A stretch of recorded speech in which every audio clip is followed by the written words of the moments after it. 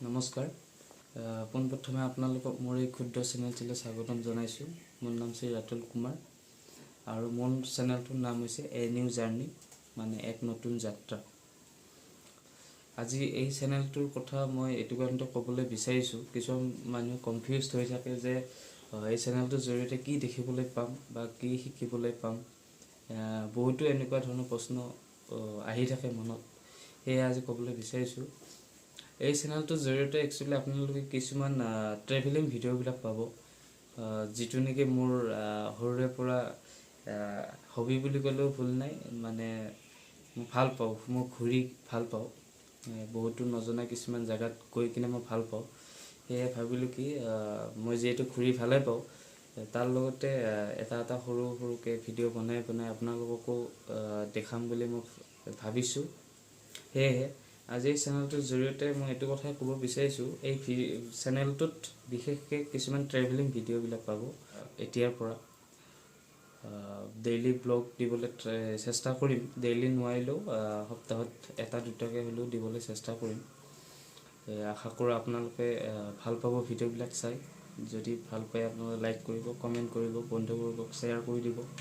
লগতে আপোনালোকে যদি ভিডিঅ'টো ভাল পায় তেনেহ'লে ছাবস্ক্ৰাইব কৰিবলৈ একদম নাপাহৰিব।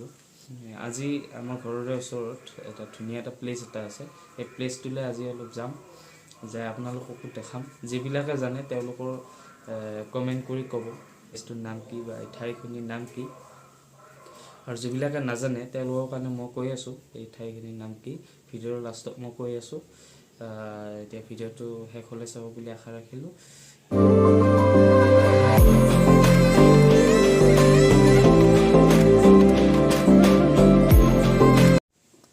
ফাইনেলি বহুত সময় ৰখাৰ পিছত আমাৰ নকুল ভাই আহি পালে। আমি এতিয়া যাবলৈ ওলাইছোঁ। ভিডিঅ'টো চাই ভাল পাব বুলি আশা থাকিল।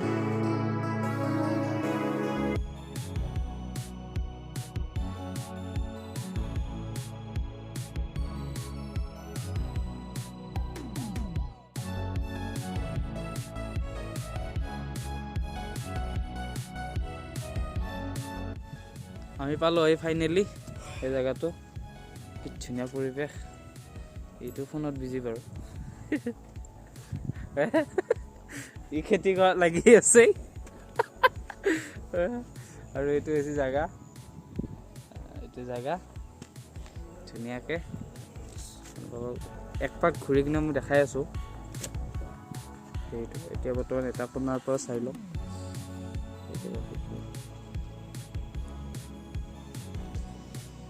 এই পুখুৰীটো একচুৱেলি ডিচেম্বৰ মাহত আৰু জানুৱাৰী মাহত বহুত ভিৰ থাকে। আমি যে পিকনিক খাব অহা মানুহবিলাক বহুত থাকেতো, সেইকাৰণে।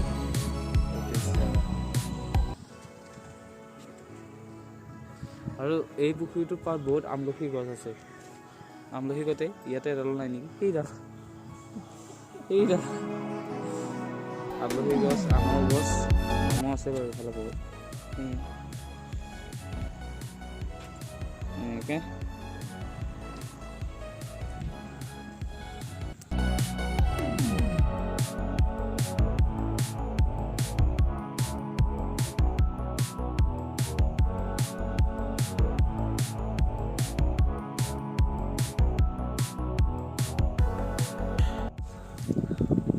কোনোবাই পাৰিব নেকি এই পুখুৰীটোৰ নাম ক'ব? যদি জানে তেতিয়াহ'লে কমেণ্ট কৰি জনাওক। মই কৈ আছোঁ অকণমান দেৰিকৈ। এক পাক ঘূৰি লওঁ, আপোনালোকক ফাৰ্ষ্ট দেখাই লওঁ। আৰু ইয়াতে বহুতো গাঁওখনৰ বহুত কিবা কিবি বনাইছে। বেক কেমেৰাদি মই আপোনালোকক দেখাই আছোঁ।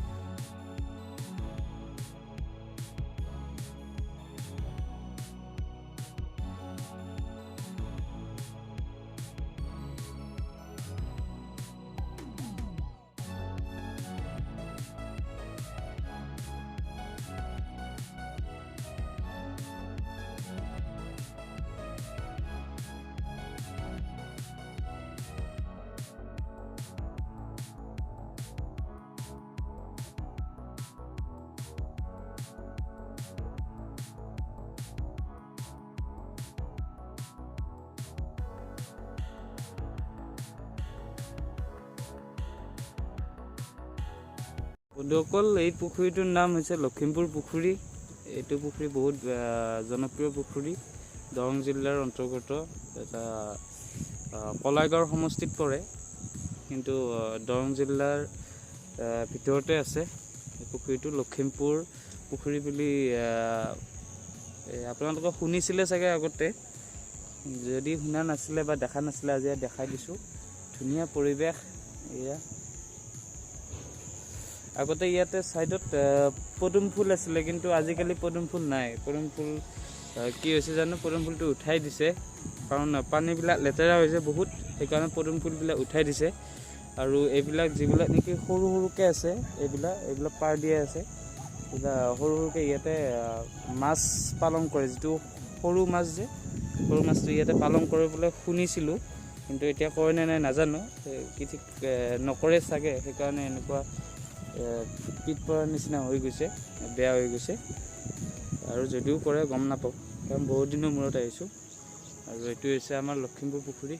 ভিউ চাওক কি ধুনীয়া।